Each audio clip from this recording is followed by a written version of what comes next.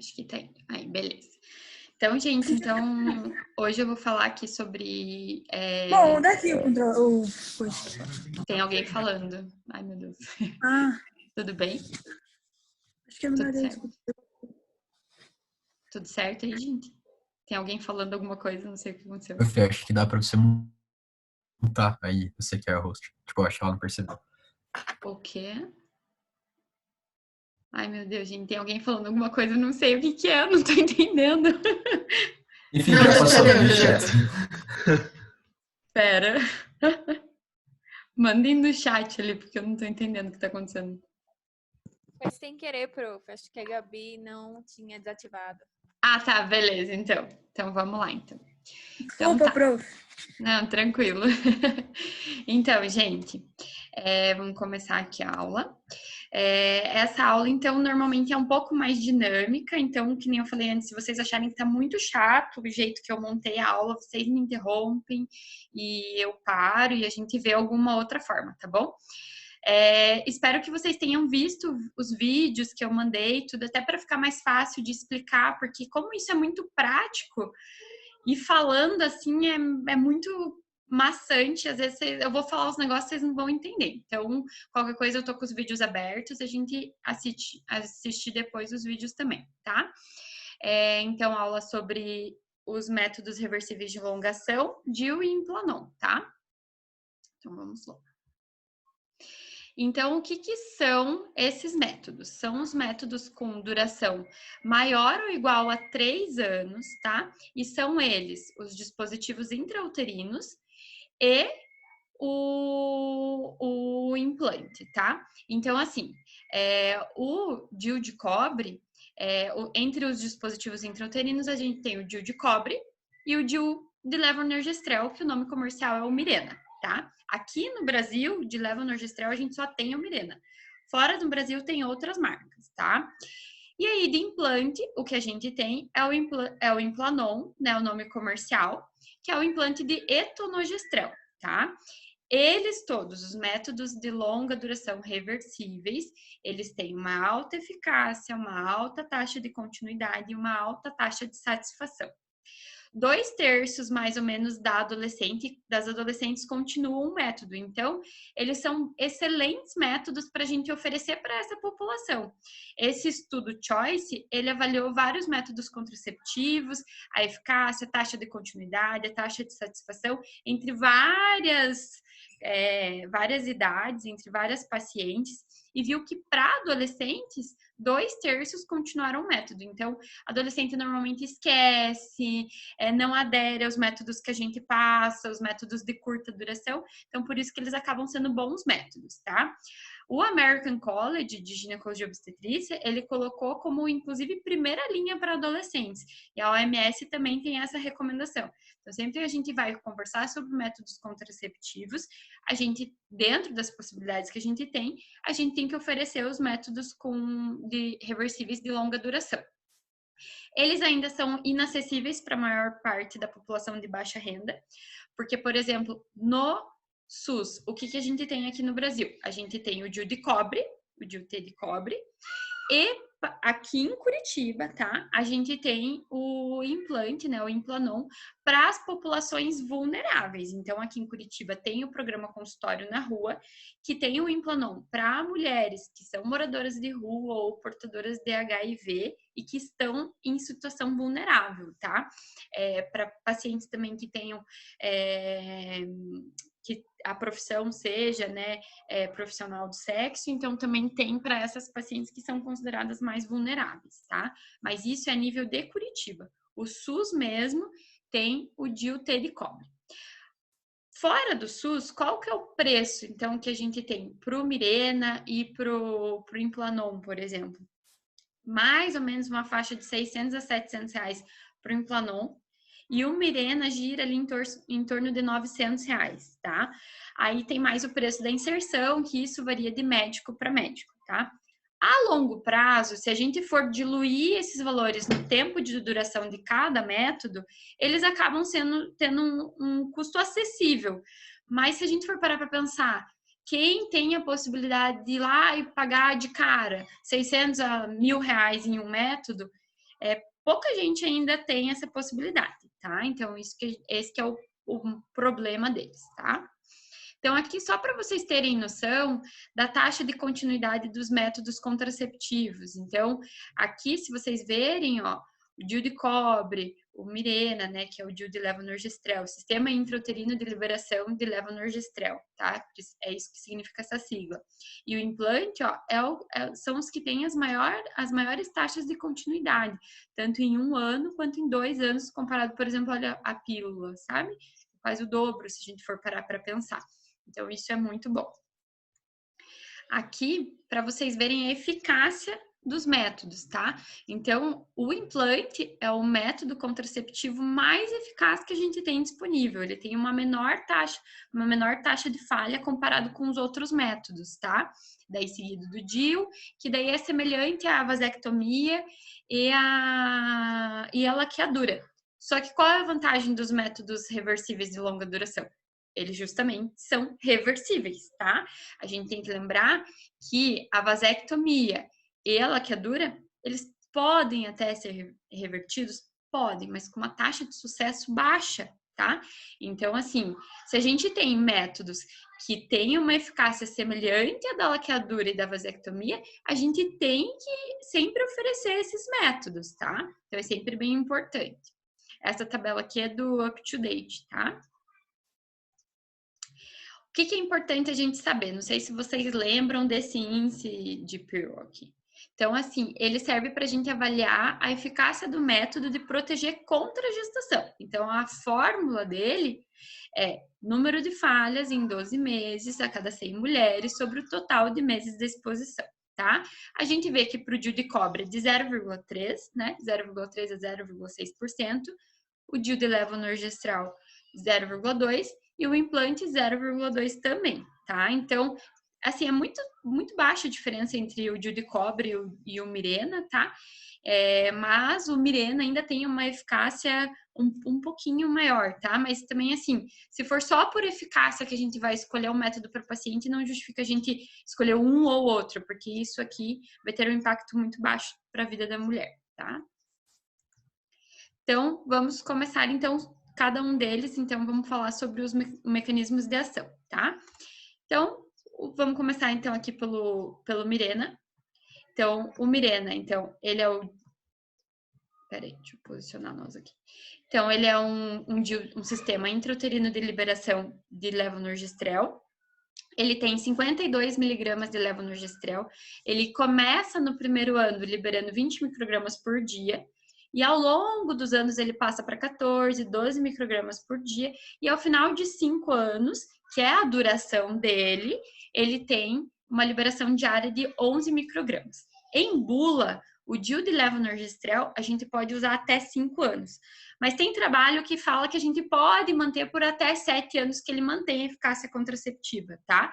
Só que se a gente mantiver por mais de 5 anos e a paciente eventualmente engravida, então a gente tá fazendo uma coisa que tá fora do que tá prescrito em bula, né? A gente sempre tem que lembrar que não tem nenhum método que é 100% eficaz, mas a gente também não pode deixar mais do que aquele tempo e garantir para o paciente que ele vai ter a mesma eficácia do que ele tinha antes, tá? O mecanismo de ação dele vai ser qual, então? Ele vai tornar o muco cervical mais espesso e mais hostil, impedindo com que os espermatozoides progridam. Ele impede a ação local do estrogênio, então, para melhorar o endométrio, para tornar o endométrio mais proliferativo. Então, o estrogênio, ele não perde a ação sistêmica, mas ele perde a ação local intraútero, tá? Ele vai ter uma inibição antimitótica do endométrio, impedindo a proliferação, fazendo que faça uma atrofia endometrial, mas ele ainda vai manter a lubrificação porque ele não altera a ação sistêmica do estradiol, tá? O DIU de cobre, como que ele vai agir?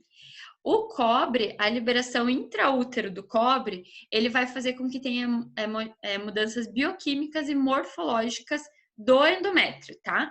Essa ação inflamatória e citotóxica é que vai tornar o útero o ambiente hostil para nidação do óvulo dentro intraútero, tá? Ele também tem um efeito espermicida, ele vai alterar a mobilidade e a qualidade espermática, e ele vai fazer um aumento de prostaglandinas intraútero, então vai tornar um ambiente mais inflamatório, tá? Ele também faz inibição de enzimas endometriais e ele também torna o muco mais espesso, tá? Esse aumento de prostaglandinas é que também vai estar associado com uma possível reação no sentido de aumentar sangramento, que é um dos efeitos colaterais que o DIU pode ter, né? Aumento do fluxo, intensidade do sangramento, tá? Em relação ao Implanon, então a gente vai ver que ele vai alterar o muco e a motilidade tubária, impedindo também a progressão dos espermatozoides e impedindo com que o óvulo saia lá do ovário, caia na tuba e chegue intraútero. Ele, como ele tem uma liberação sistêmica também, ele vai inibir a gonadotropina lá em cima, que vai impedir com que tenha liberação dos hormônios gonadotróficos, vai impedir a maturação folicular e pode inibir a ovulação também, tá? E ele também vai fazer uma supressão da atividade endometrial, tornando o endométrio mais atrófico, tá? Em relação a essa questão de inibição da ovulação, o Mirena não necessariamente vai inibir a ovulação, tá, gente? Então, para vocês lembrarem disso, tá? Então, uma coisa importante, não necessariamente vai ter essa inibição da ovulação no Mirena, tanto que é bem comum as mulheres eventualmente fazem ecografia e tem lá o corpo lúteo, tudo. Já no Implanon é mais comum ter a inibição da ovulação, mas também não é uma regra, eventualmente ela pode ter ciclos ovulatórios, tá? Quais são as indicações dos métodos, né? Então, para os 3 métodos, a gente vai ver que o desejo da paciente, dentro da avaliação de ciclo, de sangramento, tá? E um desejo de contracepção de longa duração, para os 3 métodos, tá? Então, essas são as principais indicações. Para o Mirena, a gente vai ver aqui o quê? Quando a paciente tem um desejo de reduzir a quantidade de sangramento, porque lembrar que o Mirena, ele pode fazer a menorreia, tá bom? E em casos de que a paciente tenha alguma anemia. Então, a gente diminuindo o sangramento, a gente vai reduzir, a gente vai melhorar os níveis hematimétricos da paciente, tá? Só um pouquinho, só vou voltar ao slide anterior, só para a gente lembrar que eu acabei não colocando aqui nos slides, mas o tempo de duração de cada um. Mirena é 5 anos, o DIU de cobre é 10 e o implante é 3 anos, tá, gente? Só que eu esqueci de colocar. Depois, para soltar a aula, eu coloco ali para ficar completinho, tá? Então, outra possibilidade de indicação do Mirena, controle de dismenorreia. Então, paciente que fala que tem cólica muito intensa no período menstrual, claro, né? Então, é importante, é uma boa indicação, porque lembrando lá do mecanismo de ação, ele vai inibir a proliferação do endométrio, vai levando a uma atrofia. Consequentemente, mesmo que essa mulher não entre em amenorreia, ela pode ter o fluxo bem diminuído e ter o controle da amenorreia, tá? Essa possibilidade da amenorreia é uma possível indicação. Então, assim, pelo menos 50% das pacientes que vão fazer a inserção do Mirena, elas vão entrar em amenorreia. Então, assim, essa possibilidade pode ser uma indicação do uso dele também, tá? Mas a gente sempre tem que falar para o paciente, não é todo mundo que entra em amenorreia. 50% entra, mais ou menos uns 20% eventualmente tem uns sangramentos de escape, um sangramento irregular. A outra porcentagem tem um sangramento irregular para mais, e algumas mantêm o ciclo menstrual normal, só que com um volume de sangramento bem menor, tá? E ele também é uma possibilidade de tratamento para dor relacionada à endometriose, tá? Dor pélvica relacionada à endometriose também, tá? O DIU de cobre, as indicações também, desejo da paciente, né, avaliar a questão do sangramento, desejo de contracepção de longa duração e principalmente para aquelas pacientes que querem evitar o uso de hormônio, tá? Então, hoje a gente está vendo que as mulheres estão tendo essa tendência de evitar hormônios, mas ainda precisam de um método seguro e eficaz, né? Porque o preservativo, ele é um método que é sem hormônio, mas ele tem uma chance de falha muito maior do que o DIU. Então, assim, para essas mulheres que não querem usar tabelinha, não querem só depender do preservativo e querem ficar sem hormônio, então ele é um método extremamente eficaz e seguro. E para manutenção do ciclo, porque tem mulher que não quer deixar de menstruar, que assim, se sente mais segura menstruando, e para contracepção de emergência. Só que não sei se vocês lembram lá na aula de violência sexual, aqui no Brasil não é aprovado, tá? Mas lá nos Estados Unidos o FDA aprova, tá? Já o implante, quais são as principais indicações? Então, como a gente viu, adolescentes, né? Na verdade, os 3 métodos têm uma indicação para adolescente muito alta, pessoas em situações vulneráveis ou situações de risco, e mulheres também que nunca tiveram sexarca, mas que desejam algum tipo de contracepção, tá? Também pode ser usado para mulheres que desejam entrar em amenorreia, só que o implante ele tem uma taxa de sangramento irregular muito maior que o Mirena, tá? Então, assim, para este fim, pensando em amenorreia, ele não tem uma indicação tão importante, tá? Mas ele também pode ser usado. Então, as contraindicações dos 3 métodos, quais são elas? Então, para DIU, tanto de cobre quanto Mirena, eles têm algumas contraindicações que são iguais. Então, quais que são iguais? Distorção severa da cavidade uterina. Então, assim, se ela tem um mioma, por exemplo, mas é subseroso, não distorce cavidade, pode fazer inserção, tá? Mas se ela já tem qualquer outra malformação que tenha distorção de cavidade, útero bicorno, útero de Delfo, a gente não pode fazer inserção, tá? É contraindicado, tá? Doença inflamatória pélvica ativa, prestem atenção nisso, porque doença inflamatória pélvica pregressa não é contraindicação, só ativa. Câncer de colo é uma contraindicação. Ausência de sexarca, porque a gente não vai colocar o espéculo e fazer inserção, né, do DIU. Suspeita de gestação ou gestação confirmada, tá bom?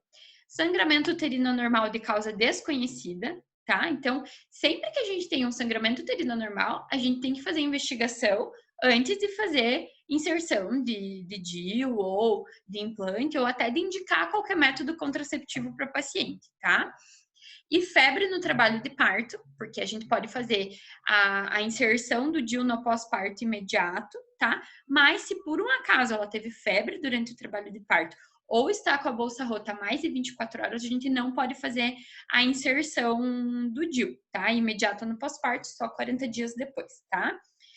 Para o Mirena, a gente tem de contraindicação ainda o câncer de mama e hepatopatia aguda, tá? Ele tem uma liberação muito baixa de hormônio sistêmico, tá? Mas ele ainda pode ter uma liberação. Então, por isso que é contraindicado no câncer de mama, tá? Para o DIU de cobre, a gente não pode usar em pacientes que tenham histórico de doença de Wilson e distúrbios de coagulação, tá? Distúrbios de coagulação, por quê? Porque a gente sabe que o DIU de cobre ele pode fazer com que tenha um aumento do sangramento e um aumento de dismenorreia também, por isso que a gente não vai passar para quem tem distúrbio de coagulação no sentido de sangramento, tá? Qualquer um deles pode ser usado para quem tem história de trombose prévia, tá? Mesmo o Mirena, a gente pode usar, tá bom? Não é contraindicado, tá? Só mais uma questão que não tá descrita nos protocolos, mas... Ixi, gente. Eu acho que a gente vai ter que entrar de volta aqui no link, porque tá aparecendo uma mensagem de que vai acabar em 10 minutos. Daí todo mundo entra pelo link de volta, tá bom? Certo? Então, tá. Uma possível indicação também para o Mirena, voltando naquela questão de anemia, tudo, é cirurgia bariátrica, tá? Porque as pacientes, a gente tem que melhorar os níveis hematométricos dela, elas não têm uma boa absorção pelo sistema gastrointestinal de contraceptivos via oral, e a gente usar, por exemplo, injetável trimestral, que pode fazer um ganho de peso, não é tão bom. Então, o Mirena é um bom método, tá? E dependendo do peso que elas tiverem ainda, o Implanon não é indicado, tá? Em relação ao Implanon, as contraindicações também, gestação suspeita ou confirmada. Ele, como tem liberação hormonal sistêmica, não pode usar para quem tem história de trombose atual ou pregressa. Quem tem sangramento uterino anormal ou de causa desconhecida, câncer de mama ou reação alérgica a algum dos componentes, tá? Em relação às complicações e aos efeitos adversos, o que a gente tem? Então, o DIU, o Mirena e o DIU de cobre, eles também têm algumas complicações que são muito semelhantes. Então, tanto o Mirena quanto o DIU de cobre, a gente vai ver que eles têm uma taxa de expulsão de 3 a 6%.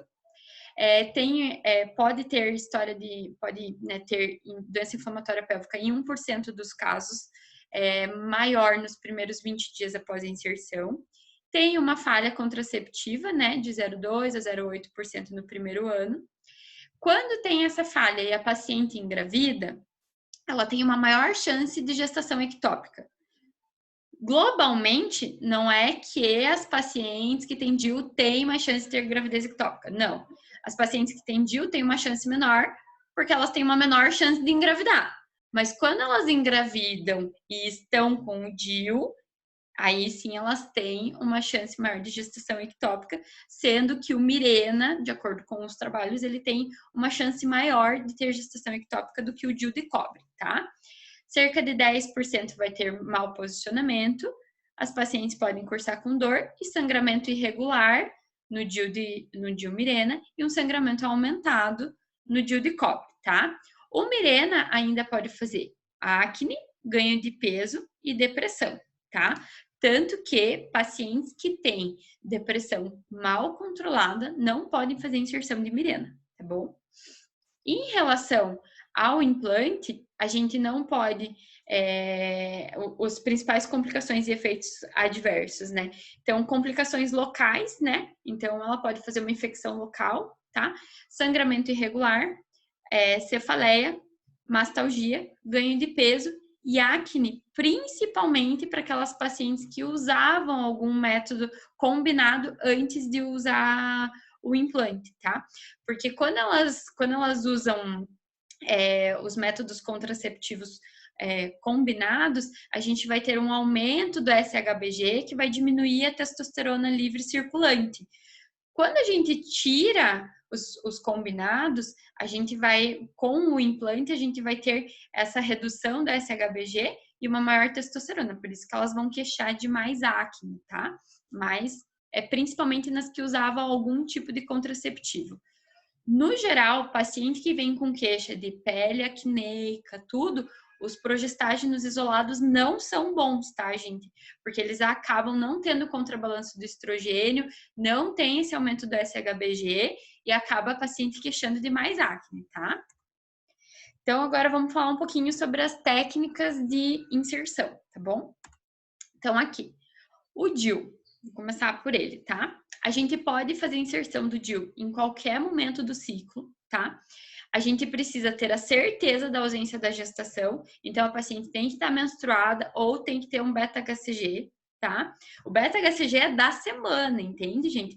Se vocês forem ler no up-to-date, tudo, e até no protocolo que eu mandei para vocês do Ministério da Saúde, o manual técnico, eles falam até em teste rápido no dia da inserção. Só que a gente às vezes não tem isso em unidade, tá? Mas, assim, estando menstruada ou tendo beta-HCG, a gente pode fazer em qualquer momento do ciclo. Ter tido sexarca, tá? E aí a gente pode fazer tanto no pós-parto imediato, como de 10 minutos a 48 horas, tá? Ou 40, de mais ou menos 4 a 6 semanas, né? 40 dias no pós-parto. Até 10 minutos, a taxa de expulsão é maior. Então, o bebê nasceu, decretou a placenta e fez a inserção do DIU, a gente tem uma taxa de expulsão de 7 a 15%. De 10 minutos a 48 horas, essa taxa sobe consideravelmente, vai para 24%, tá? Então, assim, sempre que a gente vai oferecer um DIU no pós-parto, a gente tem que falar dessa taxa de expulsão para paciente, tá bom? Claro, o pós-parto é uma situação excelente para a gente fazer a inserção de um método contraceptivo de longa duração.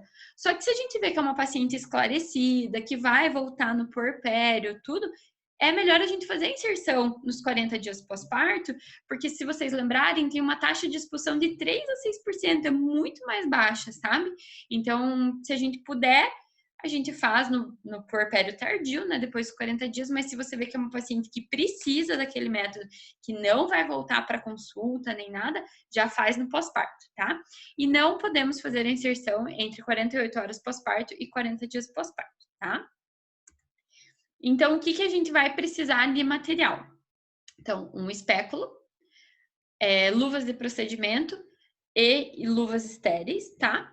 Gaze, a pinça de Posy, que é para a gente pinçar o colo, uma tesoura, esterômetro, a pinça de Cheron, e a gente também precisa de Povedine, precisa de um ambiente relativamente bom para fazer a inserção, uma maca adequada, tá? Para deixar tudo bem bonitinho. Então, quais são os passos para a inserção do DIU, tá? Então, primeiro de tudo, a gente tem que orientar a paciente, tá? Isso daqui são os passos que vocês vão ver no manual técnico, no up-to-date, tudo. Eu sempre deixo uma prescrição de analgésico para o paciente, analgésico e anti-inflamatório, porque sente uma cólica bem importante, tá, gente? Então, a gente tem que falar para o paciente, ó, vai ter cólica, você vai ficar incomodada, tá? Então, se vocês tiverem a possibilidade de já deixar prescrita a medicação para o paciente pelo menos 1 hora antes da inserção, é melhor, tá bom? Então, se não der, é só orientar que é uma cólica intensa, mas é rápido, tá? Essa inserção pode ser feita em consultório, inclusive a indicação é que não seja feito com sedação, porque a gente perde um pouco os parâmetros, especialmente em relação à perfuração uterina, tá? Então, é procedimento ambulatorial de consultório, tá bom? Diferente do exame físico tradicional da ginecologia, que a gente faz o exame especular e depois o toque, para fazer a inserção do DIU, a gente começa fazendo o toque, tá? Porque a gente vai sentir o posicionamento do colo uterino, a gente consegue fazer a palpação bimanual, consegue estimar mais ou menos o volume que o útero vai ter, tá? O que é muito importante. Então, a gente sempre começa com o toque. Fez o toque, a gente vai colocar o espéculo. Colocou o espéculo, vai fazer asepsia, antisepsia, troca de luva, mas se vocês forem ler no manual técnico no Ministério da Saúde, não necessariamente ele pede para trocar de luva, tá? Ele fala que você pode montar o DIU dentro do pacotinho por fora. Só que quem de vocês já colocou DIU, sabe que eu sempre falo que a parte mais difícil é a gente montar o DIU dentro do tubinho. Então, assim, eu achei bem difícil, até no vídeo que eu mandei para vocês, ele monta por fora mesmo. Então, se você não for ter contato com o DIU, você não precisa estar de luva estéreo, pode ser uma luva só de procedimento, tá bom? Acho que vai acabar aqui, gente. Acho que eu vou parar e a gente entra de volta, tá bom? Pode ser?